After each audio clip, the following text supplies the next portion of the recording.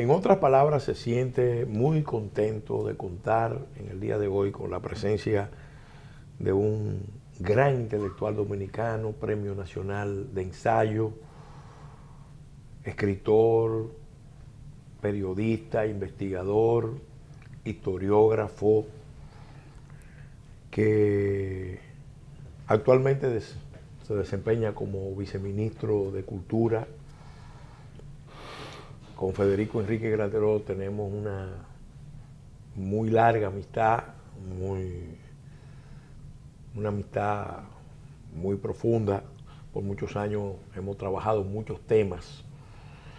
Hoy lo hemos querido invitar a este programa, en otras palabras, para hablar de una de sus últimas publicaciones, Identidad Persistente y Mutante, que ha sido precedida de muchas otras porque es uno de nuestros autores más prolíficos y más profundos y perspicaces.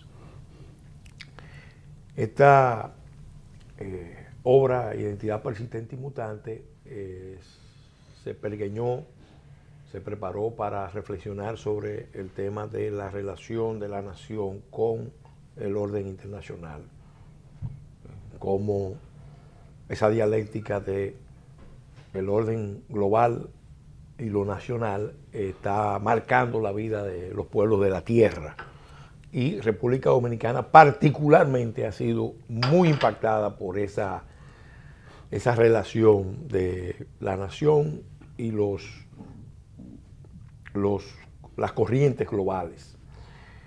Entonces, queremos darte la bienvenida, Federico, a este programa, en otras palabras.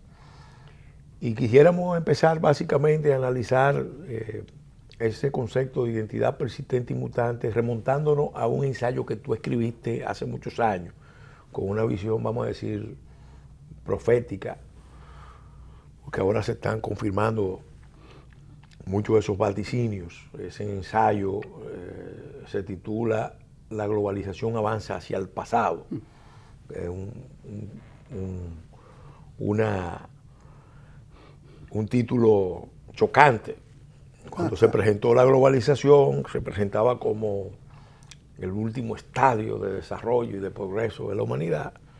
La experiencia histórica está demostrando que no, que detrás del imperialismo globalista, que yo me gusta usar más el término globalización, imperialismo globalista que globalización, que es otro proceso, está en crisis.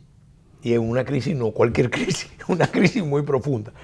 Entonces, te dejo servido el tema. Bueno, primero, muchísimas gracias por invitarme. Te doy las gracias por tus amables palabras sobre mi ensayo. Ese es un ensayo en 6 partes. Un ensayo en 6 partes y tiene un apéndice sobre los judíos y la identidad interior, porque trata un tema que tiene que ver con Freud. Lo otro es 1, 2, 3, 4, 5 son sobre los problemas de la nación, como tú dices. Por supuesto, aunque te lo agradezco, me da mucho miedo que tú me titules profeta de cuando escribí identidad. No, escribí, la globalización avanza hacia el pasado. Bueno, es que la identidad persistente y mutante es un tema, yo creo que no puede ser más actual, porque yo lo escribí en ese momento en que 12 naciones se organizaron para hacer la Unión Europea y después de mucho esfuerzo hicieron entonces una unión aduanera, después un mercado común, después hicieron, bueno... una expansión hacia el este. Bueno. La Europa de los 25, sí. Sí, pero que podían ser 12 primero y después podían ser 15, 18, 30, se iban sumando. Eso era una cosa como, fue presentada como el ideal de que Europa, después de tener múltiples guerras, de estar fraccionada en la frontera, bueno, y las naciones en pugna, pues iban a encontrar una fórmula de convivencia. Pero claro, unas son las cosas que el hombre piensa.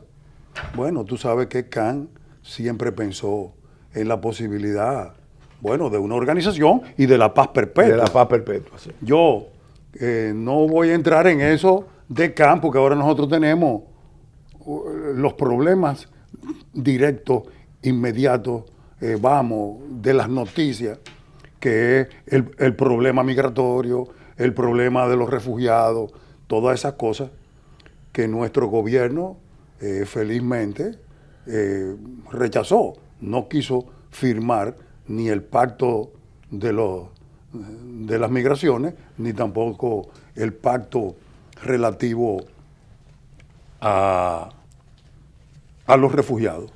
Y creo que en eso escuchó el clamor nacional.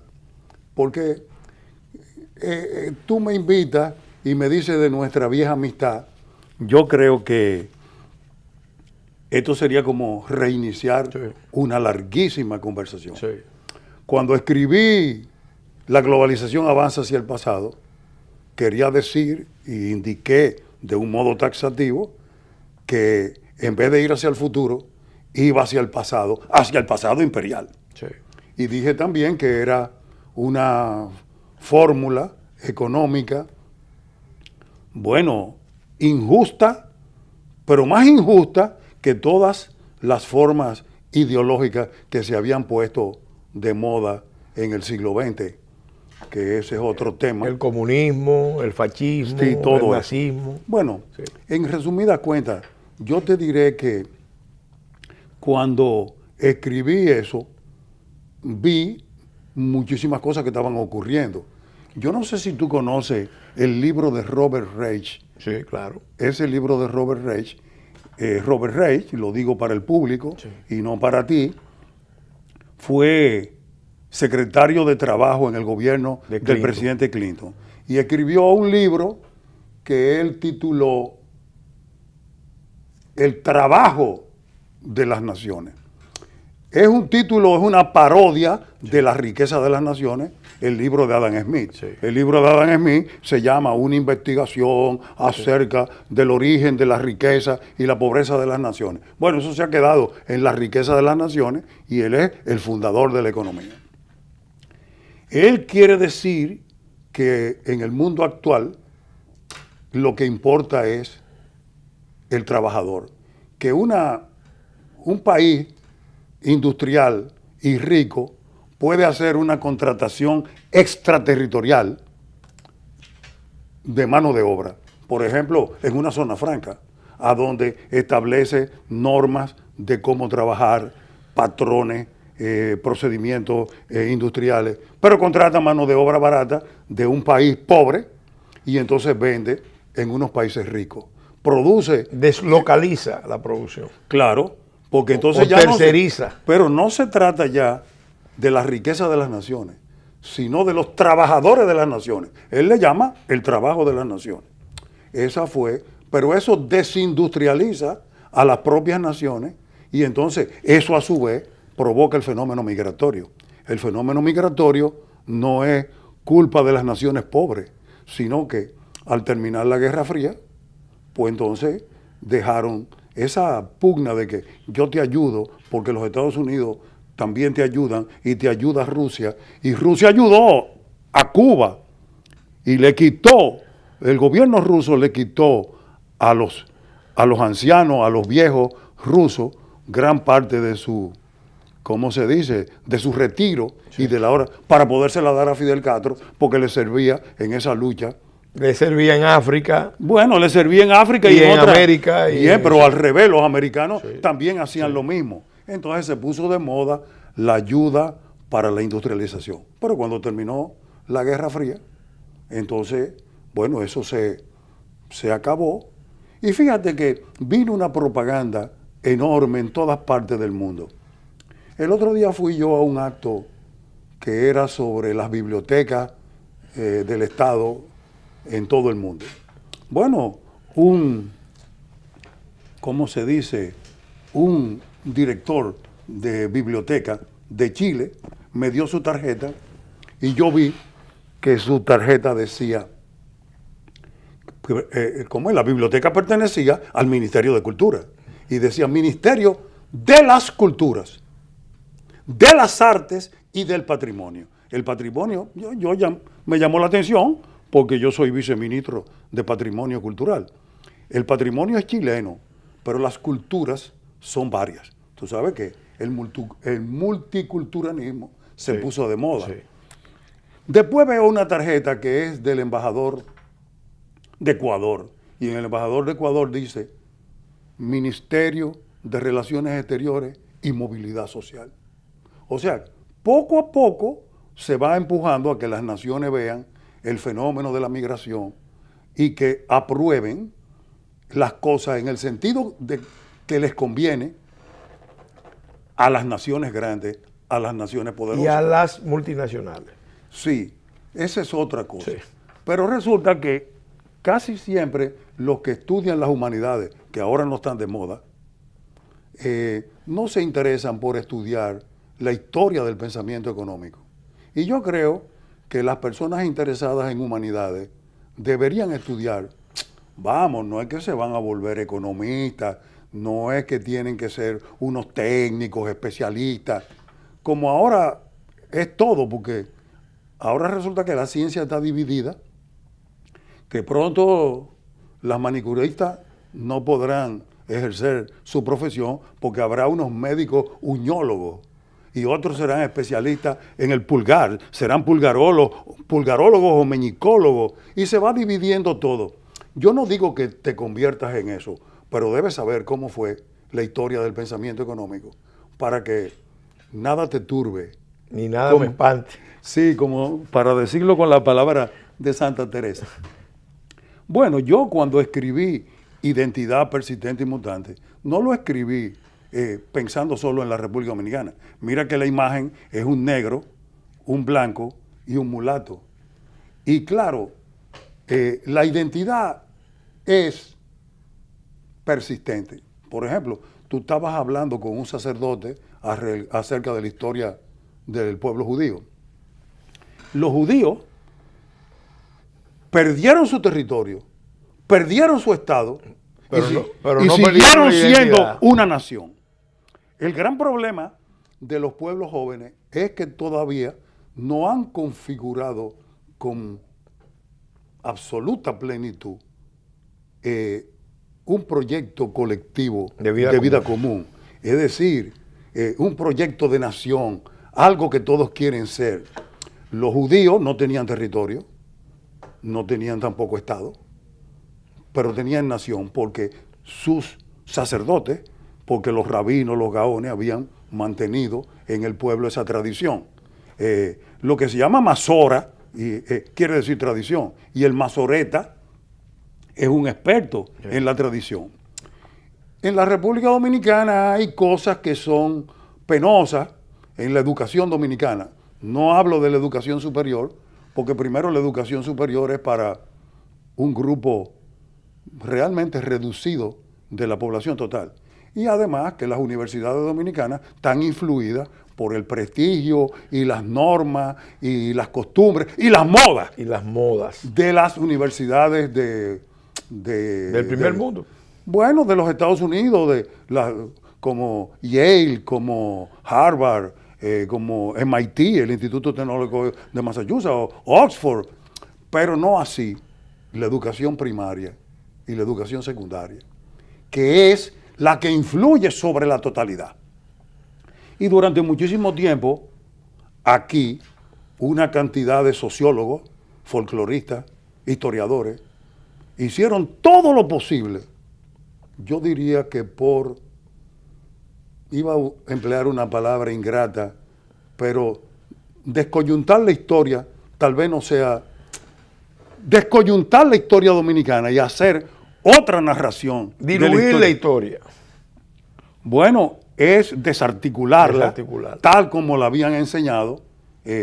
Bueno, cuando Pedro Enrique Ureña dice que la intelección de la idea nacional es un proceso que va desde 1820 hasta 1870, quiere decir que la intelección de la idea nacional va desde un poco antes de la independencia efímera de Núñez de Cáceres, que es el año 21, pasa por la fundación de la Trinitaria, que es 1838, pasa entonces por la independencia en 1844, después la anexión en el 61 y después la guerra de restauración. Porque es bueno recordar que las naciones son seres históricos como los humanos. Claro. Y se van realizando en el tiempo. Entonces una nación necesita un periodo de maduración. Puede surgir con una idea, con un proyecto nacional, y es la experiencia histórica, la interacción con las otras naciones y sus procesos internos, lo que le va diciendo qué quiere ser y qué no quiere ser. Sí, porque... Y nosotros empezamos no queriendo ser franceses, en 1809. Después queriendo acercarnos a la Gran Colombia. Después no queriendo ser haitianos, no queriendo ser españoles, no queriendo ser americanos. Y ahí se va en esa dialéctica del ser y no ser, de la afirmación y la negación, se va decantando el ser nacional. Sí, la identidad es algo que vamos siendo lentamente y que se va formando en el curso de la historia. Pero la identidad es persistente, porque fíjate cómo los polacos fueron divididos entre los rusos y, bueno, los alemanes. Y los alemanes. Eso, la partición de Polonia fue varias veces, y después los franceses. No, y esa partición de Polonia dio origen a la Segunda Guerra Mundial. Sí. Porque el tema de los Sudetes y del corredor Danzig... Bueno, pero ya lo de la Segunda Guerra Mundial, la invasión del corredor polaco, eso fue el año 39. Pero yo estoy hablando de antes, de cómo entre Prusia y Rusia se dividieron, y después cómo Napoleón se cogió un pedazo, y en fin. Y sin embargo no dejaron de ser polacos. No. En este caso... Fíjate, eso le chocaba mucho al poeta alemán Enrique Heine, que decía, pero la patria de los judíos es un libro. Y entonces, pues, yo consideré que era necesario explicarle a la gente que el Estado es un organismo de autoridad, de mando, coerción, pero que un pueblo es un grupo humano que habita un territorio o varios territorios, pero que una nación es una cuestión cultural, que la nación se va a formar. Los kurdos no tienen un Estado, pero son una nación. Entonces, que tú siempre encuentras que nación, pueblo y Estado te lo presentan juntos. Entonces yo dije, vamos a dividirlo para que la gente lo entienda. Y vamos a ver cómo hay tribus pequeñas y grandes tribus.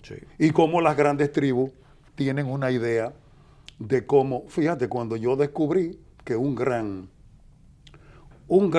estadista británico y un escritor importante dijo, no, cuando Alemania y Japón recobren su puesto en el Consejo de Seguridad. En el Consejo de Seguridad. Pero entonces tienen que asumir todo su papel como una nación imperialista.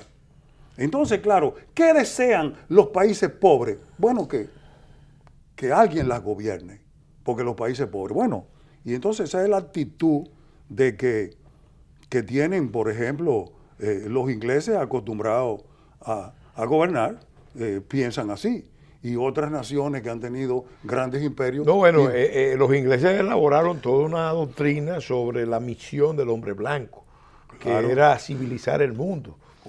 Civilizar a los hindúes, a los paquistaníes. Eso era una carga. Eso era la carga del hombre blanco. Claro, eran niños. Y bueno, y así está en el poeta famoso. Pero yo no quiero entrar en eso porque es como un poco abstracto. Yo he encontrado que últimamente en la República Dominicana hay muchísimas mujeres notables y muchísimos hombres notables que manifiestan su punto de vista a través de las redes, los periódicos, etc. Yo puedo mencionar 4 o 5 mujeres y a veces no me atrevo a decir hombres y mujeres porque no quiero ser injusto y como no los puedo mencionar todos, menciono nada más que una parte. Vamos a hacer un alto, Federico, y en el próximo segmento vamos a profundizar en esos temas y sobre todo En el meollo de la contradicción presente y la contradicción de siempre, naciones versus imperio, idea de construir un orden global superior que supere las naciones y cómo eso es resistido y cómo eso genera derrumbe de civilizaciones, derrumbe de imperios, periodos de guerra, Sí, de inestabilidad. Bueno, tú has dicho Sí. muchas veces que nosotros tenemos como una posición central en el Sí. archipiélago. Sí, la geopolítica de nosotros es... Juan Bo siempre dijo que éramos una frontera imperial. Sí. Y claro, hay que decirle a los estudiantes que hay islas francesas, inglesas, británicas, norteamericanas, holandesas, bueno, y hay incluso islas partidas en dos. Sí. Entonces, claro, esa es la prueba definitiva Sí. de que es así. Eso cambia, si viene la aviación, puede haber otra estrategia, pero siempre la posición central en el archipiélago es importante. Es importante. Y claro, nosotros, que somos un pueblo pequeño y pobre, debemos saber eso. Porque el problema, por ejemplo, haitiano, el problema dominico-haitiano, que yo sé que Lo que vamos tú a tratar. lo tienes, lo vamos a tratar, Sí. es para mí una piedra de tres puntas. Sí. Y yo te quiero decir por qué creo yo que es una piedra de tres Vamos a puntas. hacer un alto y en el próximo segmento vamos a continuar tratando este tema.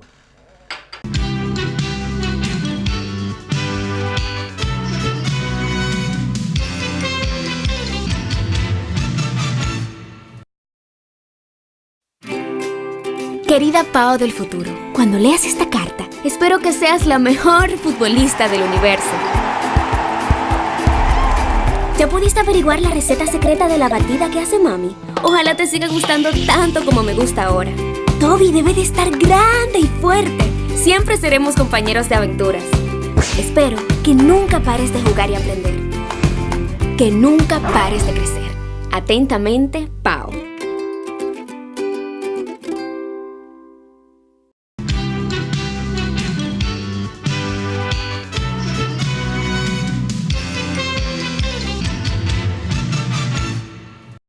Con el análisis de este tema, identidad persistente y mutante, las relaciones de las naciones con los procesos globales, con nuestro invitado, el buen amigo, gran intelectual dominicano, Federico Enrique Grateró. Federico, en el segmento anterior hablamos muchos temas, pero quedamos analizando que en la sociedad dominicana hay muchas corrientes que se están expresando, tanto de hombres como mujeres, con vocación intelectual, política, sobre todos estos temas. Hablamos de esa contradicción, nación, imperio, orden global, identidades locales y la resistencia. Sí. Y también hablamos del tema de Haití, que yo creo que podríamos dedicarle un segmento completo de este programa, porque vamos a decir, esa es la... Al tema de Haití vamos a tener que dedicarle un programa especial. Media vida. Sí, Media yo vida. te voy a decir, Sí. primero que la Unión Europea es un ejemplo de cómo los esfuerzos racionales de las naciones intentan ir hacia la transnación, Sí. porque es un esfuerzo transnacional. Sí. Aunque no haya, bueno, no hay tributación común, pero ellos llegaron a una moneda común, Sí. pero no a la tributación común. Y ese es uno de los grandes problemas de la Unión Europea. Unión Europea. La Unión Europea, a pesar, los franceses siguen siendo franceses y los alemanes siguen y los consumiendo 400 quesos. Claro. Esa es la célebre expresión del general de Gaulle, Sí. cuando hablaba de la complejidad de la sociedad francesa, que hoy está Sí, no. sublevada. Decía, imagínense, un país que consume 400 tipos de queso. Por eso es que la Constitución de Francia es a la vez presidencialista y parlamentaria. Sí, sí, sí. Porque de Gaulle decía, ¿cómo se puede gobernar un país con tantas clases de queso? Sí. Es decir, con tantas opiniones diversas y gustos. Está bien, pero bueno, a lo que yo voy es que Europa es, bueno, una aspiración. Pero cada pueblo europeo tiene su comida, su música, su lengua, su literatura, y eso hace que haya necesariamente lealtades colectivas. Entonces tú no puedes de repente romper esas lealtades colectivas. ¿Cómo los judíos mantuvieron la identidad de los judíos a lo largo de 2000 años en el exilio? Porque después del año 70 de nuestra era, bueno, pues estaban por todo el mundo. ¿Cómo conservaron eso? Entonces, esa identidad es persistente, por supuesto, también es mutante, y ellos van incorporando de los países anfitriones y de los avatares de su historia algunos elementos. Pero la mutación es lenta y la persistencia prolongada. Entonces, yo quería decirle que eso es un esfuerzo maravilloso, el de la Unión Europea. Pero ahora, cuando yo lo escribí, bueno, como me sacaron la lengua, me dijeron que no podía ser así, que yo estaba perdido, que el mundo, igual que me pasó con la globalización avanza hacia el pasado imperial. Pero cuando escribí esto puse... Y yo te diría, avanza no solo hacia el pasado imperial, sino también que eventualmente aboca a la humanidad hacia el pasado medieval. Bueno, ese es otro problema. Ese es otro tema. Yo no quiero complicar la Lo vida. planteaba Humberto Eco sobre la posibilidad de una nueva Edad Media. Humberto Eco, el lingüista, sí. ¿Cómo no? Con eso de los lingüistas, tú sabes que los lingüistas, primero, como... Ese es tu gremio. Ese es mi gremio, sí. No, y yo los respeto y los quiero y bueno, y hasta los estudio. En algunos casos, por influencia de otros. Por ejemplo, Enerio Rodríguez, se puede decir que con su inteligencia y su cultura también estratificada, me obligó a estudiar, por ejemplo, a Wittgenstein, que escribió 2 trabajos, uno que se llama el Tractatus y lógico-filosófico, y también escribió otro que son unas investigaciones filosóficas. Y bueno, los lingüistas creen que todo puede estudiarse desde la lengua. Y es más, llegaron... Porque primero que nada fue la palabra. Sí, pero no porque fue primero que nada la palabra, sino porque... El verbo. Bueno, porque tú y yo nos expresamos en una lengua. Sí. Y cada vez que queremos decir corbata amarilla, bueno, me sale de mi boca. Sí. Pero tanto corbata como amarilla, corbata viene de croata, pero la lengua es un fenómeno social, es un fenómeno colectivo. De modo que yo empleo los pensamientos. Pero eso está desde Platón, porque Platón fue quien inauguró ese tema de las palabras y las cosas. Pero no nos metamos por ahí, porque entonces vamos a cansar al televidente. Por ejemplo, yo creo que el problema dominico-haitiano tiene 3 lados. Mientras no enfrentemos los 3 lados juntamente, no lo vamos a ver. Bueno, yo digo que es un trigonolito, o sea, una piedra de 3 puntas, porque son los militares dominicanos los que dan permiso para que pasen los haitianos. Eso es un hecho indiscutible y además lo aceptan los militares de baja graduación, porque en una frontera donde hay contrabando de mercancía, contrabando de droga, contrabando de personas y de armas, pero sobre todo de personas. Son dominicanos los que permiten que hacen un negocio con los haitianos. Y son cónsules dominicanos los que dan las visas. Y son oficiales civiles dominicanos los que dan las actas de nacimiento falsas. No es que este gobierno y el anterior, y el anterior, y el anterior, porque esto no es una cosa que viene ocurriendo ahora y que hay un solo culpable. Por eso yo cuando te dije que quería hablar de tantos hombres y mujeres capaces que ahora tenemos, era porque vi una queja de una mujer que dijo, ¿y cómo va a ser que nuestros líderes de la actualidad tengan tan poca inteligencia y tan poca información cultural y tan poca testosterona? Dijo las 3 cosas. Bueno, a mí me hizo gracia eso, pero en realidad a pesar de los defectos de nuestra educación en la escuela primaria y en la escuela secundaria, aquí en Santo Domingo hay muchísima gente capaz, con información cultural, con testosterona y con deseo de que la vida dominicana mejore. Y entonces yo cuando veo lo que escribe Laura Gil, lo que escribe, una muchacha que se llama Yadira Marte, que habla y dice las cosas como ella cree. Otra mujer que se llama Gladys Feli, otra mujer una Mercedes Irma, una que es, ¿cómo se dice? Meteoróloga. Pero también hombres. La campaña que hace Robert Cabral, una campaña en que unas veces habla de los problemas de carácter internacional y de geopolítica. Otras veces habla de asuntos de derecho internacional privado y derecho migratorio, como lo hablan otros más, porque no es el solo. Y yo creo que la doctora Aguiar también. Federico, Muchísimos hombres. tú sabes, como yo, porque fuimos parte de Unión Nacionalista, cuando se formó aquel grupo de ciudadanos, Sí.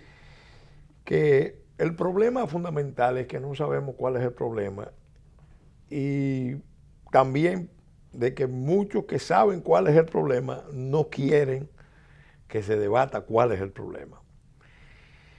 Hay una dimensión que a mi juicio es decisiva en todo esto, que es la dimensión internacional, que es la que no se ve. No, pero no me dejaste terminar, porque yo dije que el trigonolito tiene un lado dominicano, un lado haitiano y otro lado internacional. Entonces, solamente, en el próximo segmento, solamente cuando tú ves los tres lados es que lo puedes abordar. En el próximo Ahora, segmento, nosotros estamos sometidos a una presión, todos los países pobres de América, cuando yo vi que un ministerio en un país pobre, que además yo lo conozco, ese país lo he visitado, vamos, no es que lo conozco, eso es demasiado pretencioso, es que lo he visitado, tengo algunos amigos y he visto algunas cosas de ese país. Se llama Ministerio de Relaciones Exteriores y Movilidad Social. Eso es contando con las migraciones.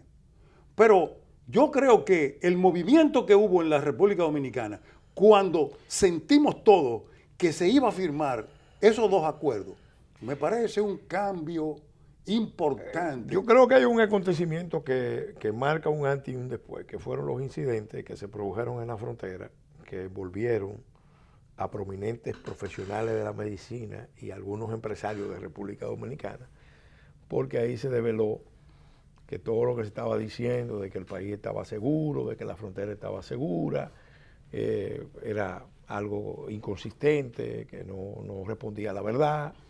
Pero eso lo vamos a analizar en el próximo segmento. Está bien.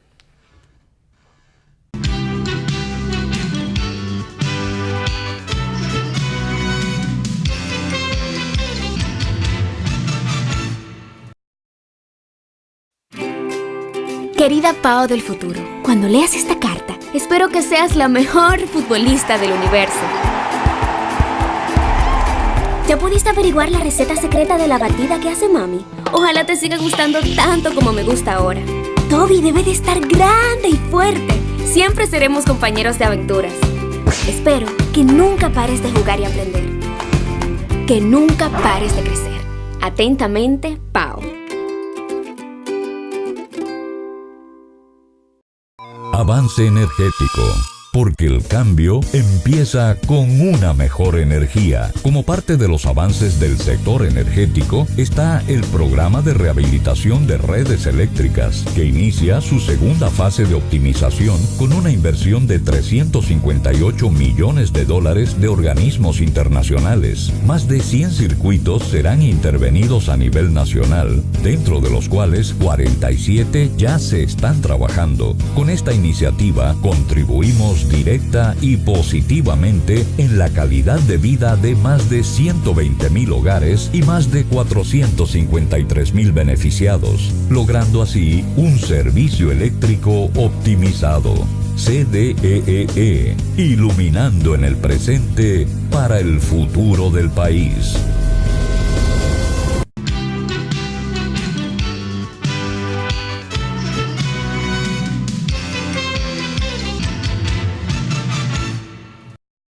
Continuando con el desarrollo de este programa, en otras palabras, donde tratamos el tema Identidad persistente y mutante, título de una obra, de una selección de ensayos de Federico Enríquez Graterol sobre la relación de la nación con el orden global, que nos sirve de punto de partida a una reflexión más amplia.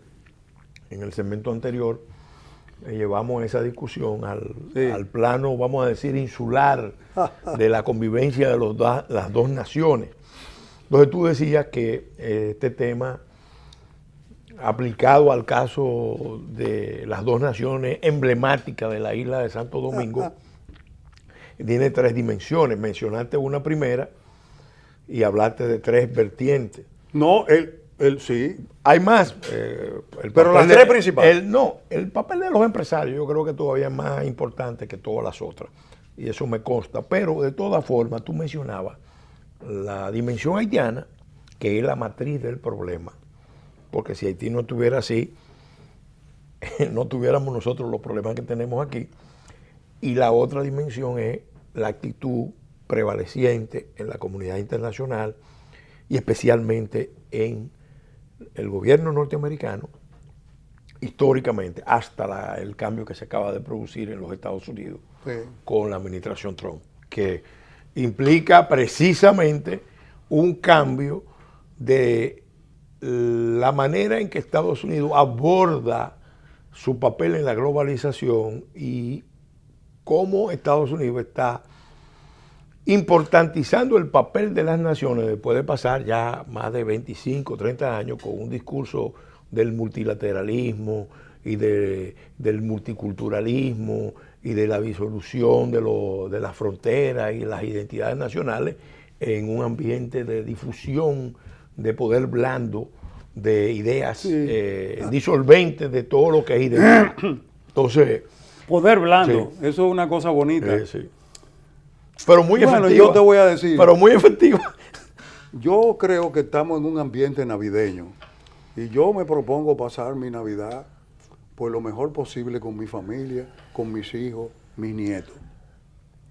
Y disfrutando y haciendo actos también de masticación, porque yo quiero disfrutar, pues es así. Pero eso no me quita de la cabeza las necesidades que vamos a tener tan pronto pase la Navidad de abordar en una forma general, bueno, pues ese problema. Yo cuando dije que tenía tres lados, claro, porque tiene el lado haitiano, que ellos tienen sus ideas. Cuando tú ves lo que dice Léon François Hoffmann en ese libro que se llama Colores, Creencias, Creencias, Creol, porque es couleur, croyant, creol. Las tres cosas que definen la identidad del pueblo dominicano, del pueblo haitiano, son la negritud, porque ellos tuvieron una guerra social que fue a la vez una guerra racial. Y nosotros no tuvimos ese caso. El mismo Juan Bo dice 20 veces que nunca hemos tenido una guerra social. Si no hemos tenido una guerra social, tampoco la hemos tenido racial. ¿Por qué? Porque desde el primer momento, en el siglo XVIII, ya nosotros éramos una nación principalmente compuesta por mulatos. Y entonces, la corona española tuvo que permitir que los mulatos tuviesen cargos públicos. Lo que no permitía en Cuba, un país que tenía barberías para blanco y barberías para negro. Aquí no. Aquí el pelo crespo y el pelo, ¿cómo se dice? Aquí le llaman lacio. Están en un democrático igualitarismo en el piso. Sí. después de 59 años de Fidel Castro, todavía en La Habana, y no digo yo en La Habana, en el resto de Cuba también, pero hay discriminación racial. Claro, los enfermos ideológicos te dicen que eso no fue así, pero no es verdad, porque tú puedes abolir la esclavitud, como lo hizo Lincoln. Y los prejuicios no se pero hay que abolieron. ver. No Todavía en Estados Unidos, es más, ahora mismo en Estados Unidos hay claro, pero si Lincoln abolió la esclavitud. Lincoln es el presidente número 16 de los Estados Unidos. Y abolió la esclavitud 1860 y tanto, que es decir, la época de la anexión a España en Santo Domingo. Y un siglo después, Obama en el 45.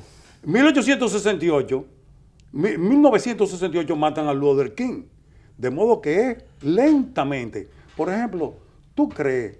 Yo cuando veo el respeto que los norteamericanos le tienen a sus padres fundadores, a Hamilton, a Jefferson, a Jay, bueno, a todos, a Benjamin Franklin, y sobre todo a los papeles del federalista, Hamilton, Jefferson, Jay, todo. Pero sin embargo, el redactor de la independencia de los Estados Unidos, Jefferson, porque él lo redactó todo, y fue Benjamin Franklin que arregló 2 palabras.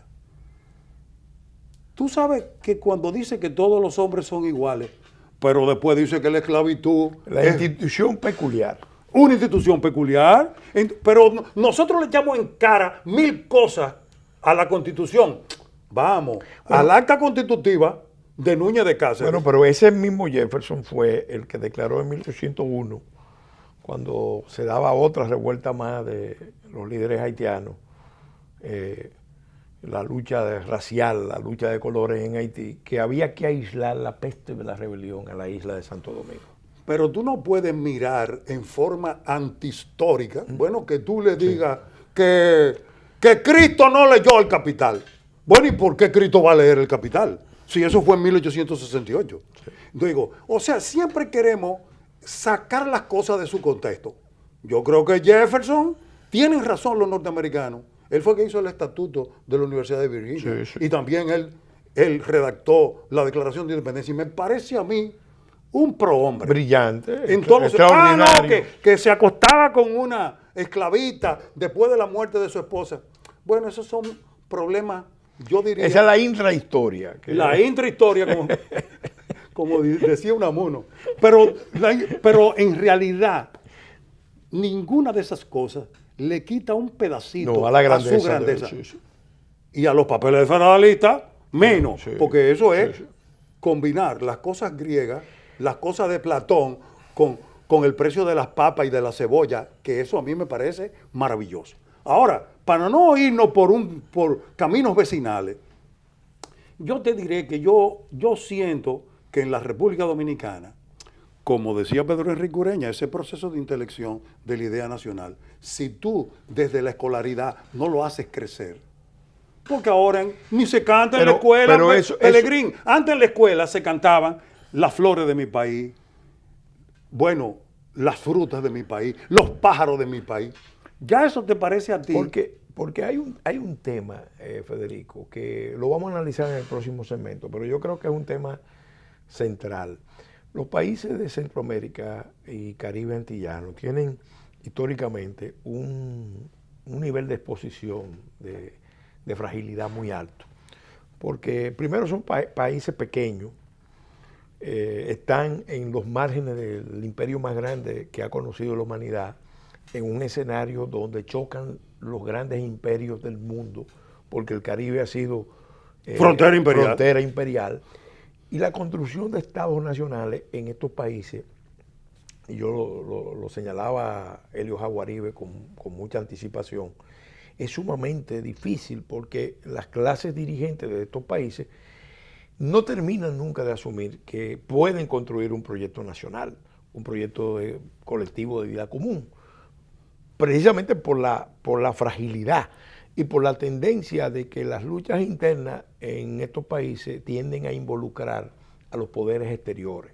Sí. Entonces, esa dialéctica histórica en realidad debilita la conciencia Sí, nacional. ¿Por qué no se enseñan esos cánticos, esos elementos unitivos, esa argamasa cultural que hace la nación?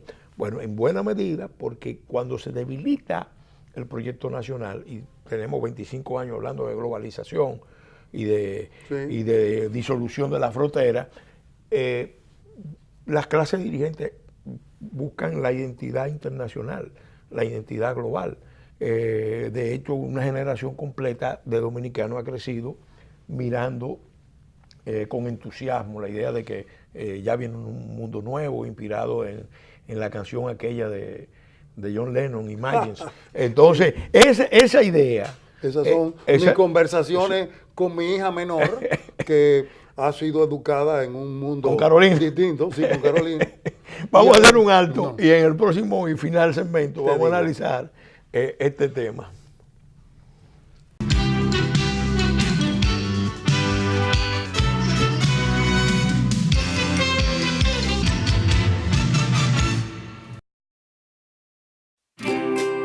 Querida Pao del futuro, cuando leas esta carta, espero que seas la mejor futbolista del universo. ¿Ya pudiste averiguar la receta secreta de la batida que hace mami? Ojalá te siga gustando tanto como me gusta ahora. Toby debe de estar grande y fuerte. Siempre seremos compañeros de aventuras. Espero que nunca pares de jugar y aprender. Que nunca pares de crecer. Atentamente, Pao.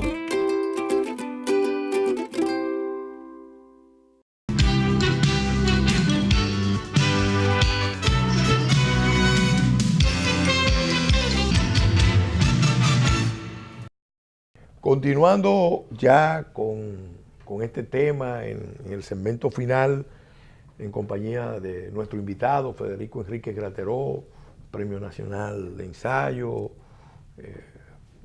historiógrafo, ensayista, escritor, miembro de la Academia de la Lengua, viceministro de Cultura.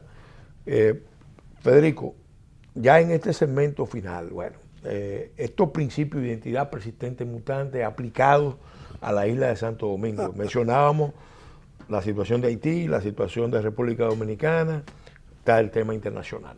Bueno, hoy aparece un artículo bien hecho de Ellen Pérez Ducci, del Banco Central, en que hace una lista de todas las cuestiones económicas que, a juicio del Banco Central y de ella, que es economista y funcionaria del banco, nos harían daño si suscribiéramos el pacto de las migraciones o el pacto de los refugiados. También ella dice el daño que hace a la nación, porque también nosotros podemos perder nuestras características nacionales, como pasó, por ejemplo, en ese asunto de los albaneses en Kosovo, una cosa que tú lo sabes perfectamente. Yo cuando... Un proceso en Albania que ahora se ha podido comprobar que lo financió en buena medida la mafia albano-kosovar, porque querían tener el control de ese territorio para consolidar el tráfico internacional de drogas, que es la base encanallada de la economía kosovar. Bueno, en el caso, yo te dije que hay muchas mujeres hoy en día y muchos hombres jóvenes, gracias a Dios, que asumen su dominicanidad y que la defienden.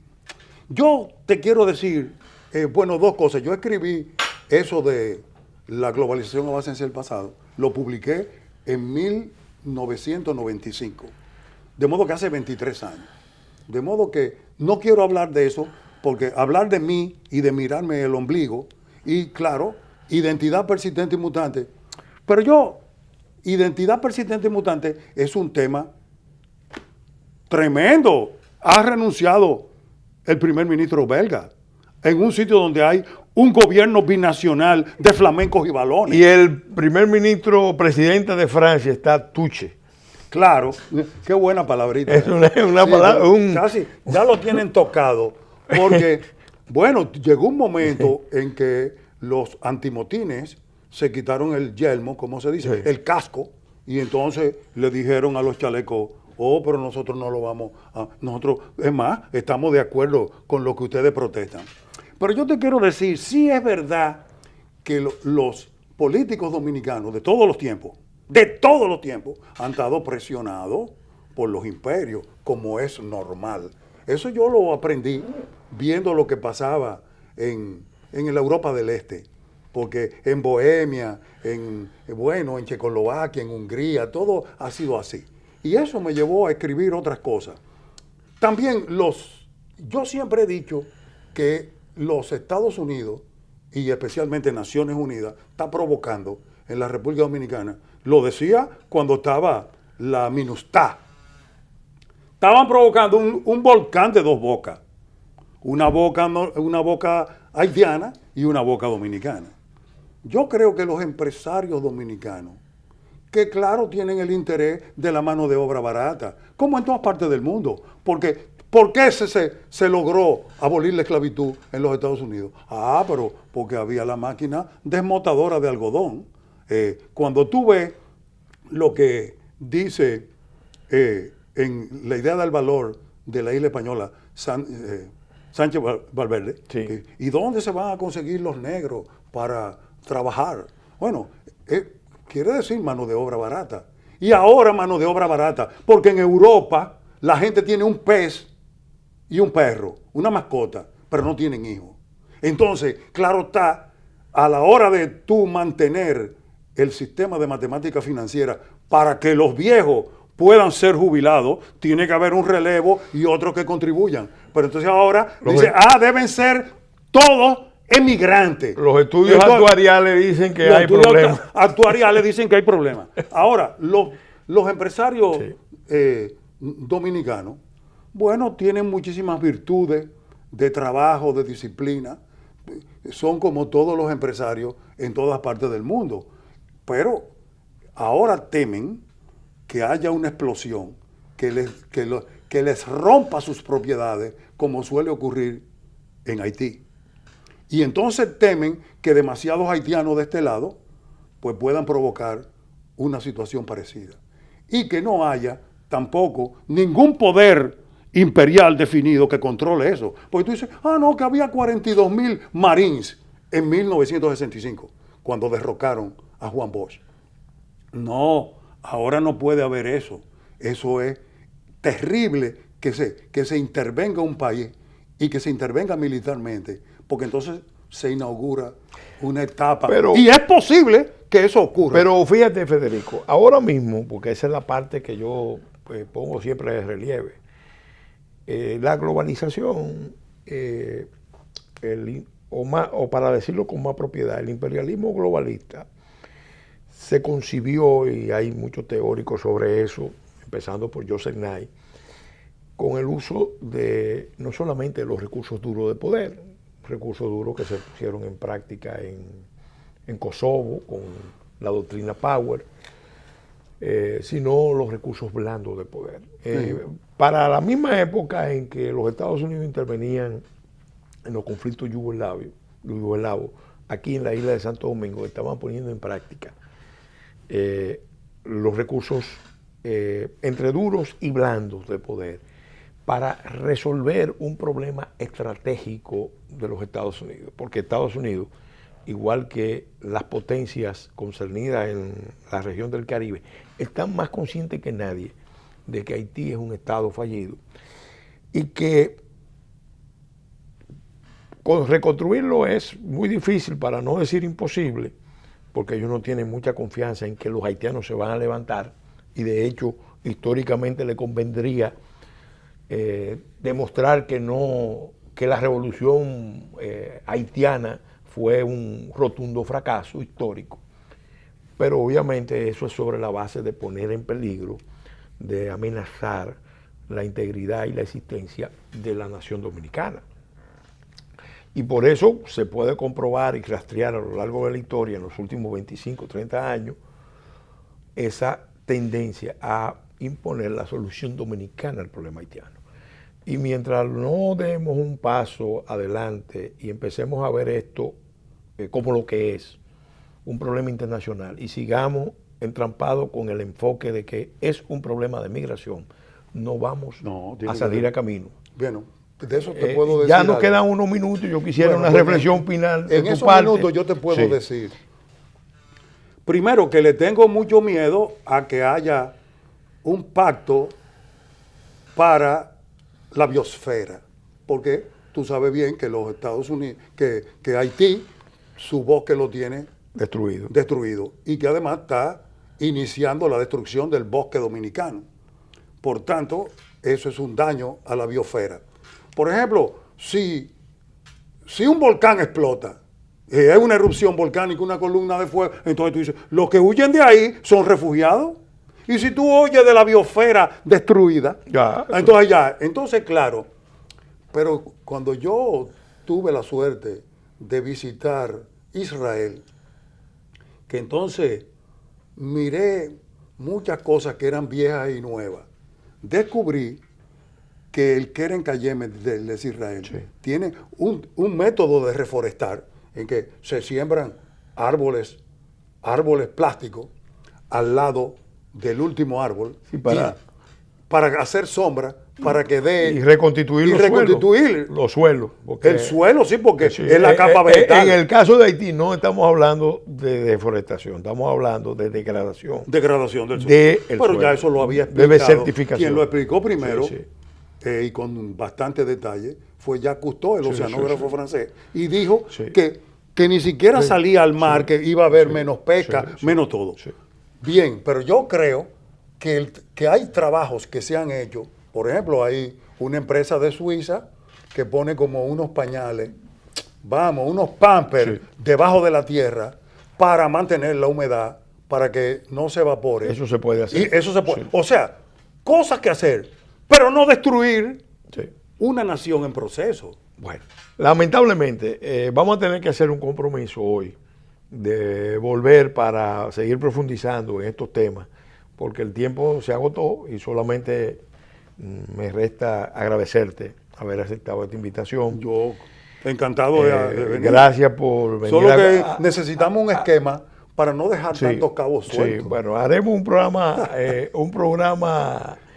adicional o varios programas adicionales, porque como tú bien indicas, este es un tema que nunca termina. Apenas está entrando en una nueva fase y te agradezco haber aceptado esa invitación nuestra. A ustedes, amigos y amigas televidentes, por su atención de toda la semana, a nuestros patrocinadores de Leche Milex, que hacen posible que este programa se transmita los domingos de 1 a 2 de la tarde, de 10 a 11 de la noche, y los martes y los jueves de 7 a 8, por este canal Teleimpacto, 7 a 8 de la noche. Este programa también lo pueden, junto con todos los otros programas, en otras palabras, lo pueden ver en el canal YouTube, en Otras Palabras TV. Hasta la semana entrante, Dios mediante, en que estaremos de nuevo con ustedes en una nueva entrega de En Otras Palabras.